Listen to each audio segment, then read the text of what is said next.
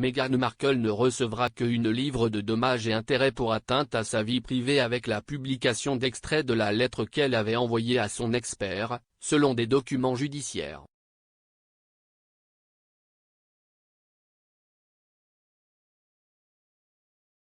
Après son triomphe devant la Haute Cour et la Cour d'appel, Meghan doit recevoir du Mail on Sunday une somme symbolique de une livre de dommages et intérêts pour atteinte à sa vie privée.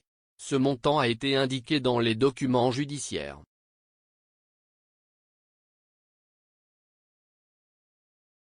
Ces documents ont également confirmé officiellement que le Mail on Sunday et sa publication sur Mail Online ont accepté la défaite et ne chercheront pas à annuler la décision du juge de la Haute Cour par un appel de la Cour suprême, malgré le fait que leur éditeur Associated Newspaper Limited a déclaré le mois dernier qu'il envisageait cette option.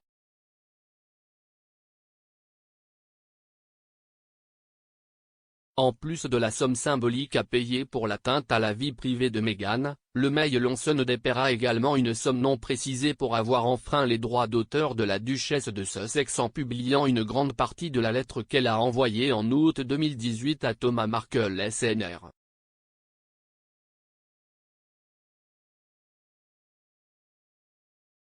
Enfin, le Mail on Sunday devra couvrir une partie substantielle des frais de justice de Meghan.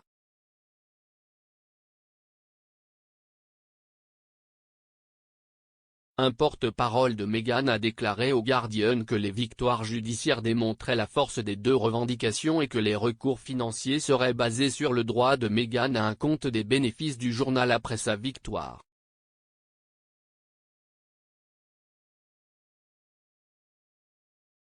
Ils ont également décrit le paiement comme substantiel et ont déclaré qu'il serait reversé à une œuvre caritative.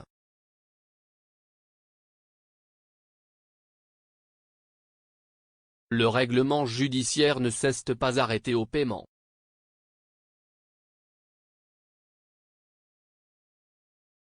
Les points de vente Mail n'ont pas été autorisés à divulguer les noms des 5 amis de Meghan qui ont parlé anonymement au magazine People au début de 2019 au sujet, entre autres, de la relation de la duchesse avec son père.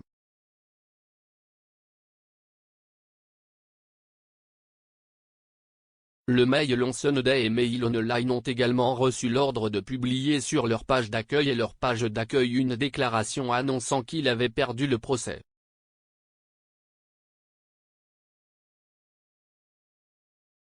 Le tribunal a dicté le libellé, la police et la taille de ces déclarations publiques.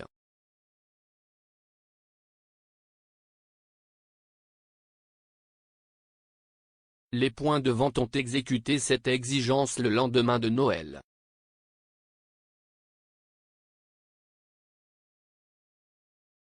La bataille juridique de Meghan contre Associated Newspaper a officiellement commencé en 2019, lorsque le prince Harry a annoncé dans une déclaration ferme, publiée à la fin de leur tournée en Afrique du Sud, que sa femme poursuivait l'éditeur britannique.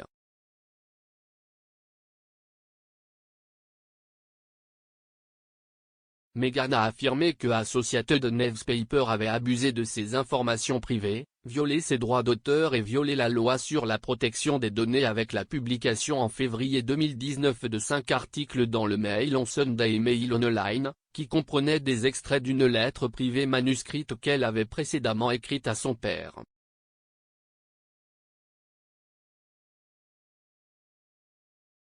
La duchesse a remporté son procès en matière de protection de la vie privée en février 2021, lorsque le juge de la Haute Cour, Lord Justice Warby, a statué en sa faveur et lui a décerné un jugement sommaire.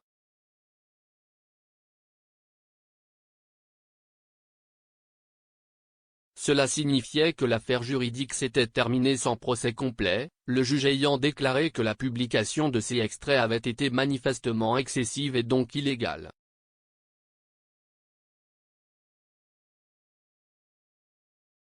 En rendant sa décision, le juge a déclaré que la majorité du contenu publié concernait le comportement de Meghan, ses sentiments d'angoisse à propos du comportement de son père, tel qu'elle l'a vu, et le fossé qui en résulte entre eux.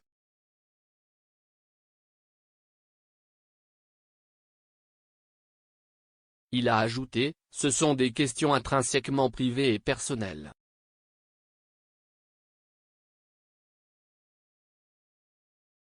Associated Newspaper a contesté cette décision et, au cours d'une audience de 3 jours devant la cour d'appel, a fait valoir que l'affaire devrait être jugée.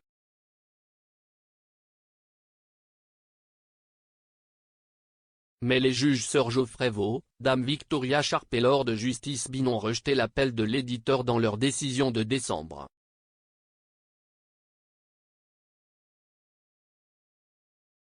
En lisant un résumé de leur décision, Sir Geoffrey a déclaré, « Il était difficile de voir quelles preuves auraient pu être présentées au procès qui auraient changé la situation. »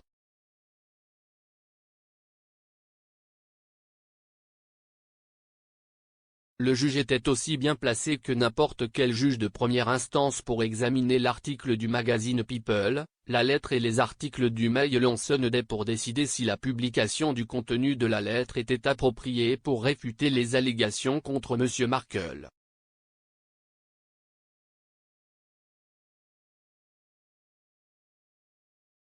Le juge avait décidé à juste titre que, même s'il aurait pu être proportionné de publier une très petite partie de la lettre à cette fin, il n'était pas nécessaire de publier la moitié du contenu de la lettre comme l'avait fait Lange.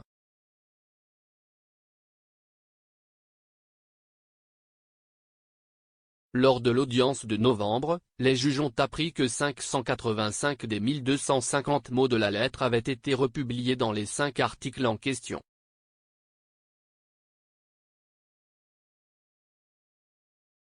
À la suite du jugement de la cour d'appel, Meghan a célébré sa victoire en affirmant qu'il s'agissait d'une création de précédent et a appelé à une refonte de l'industrie des tabloïds.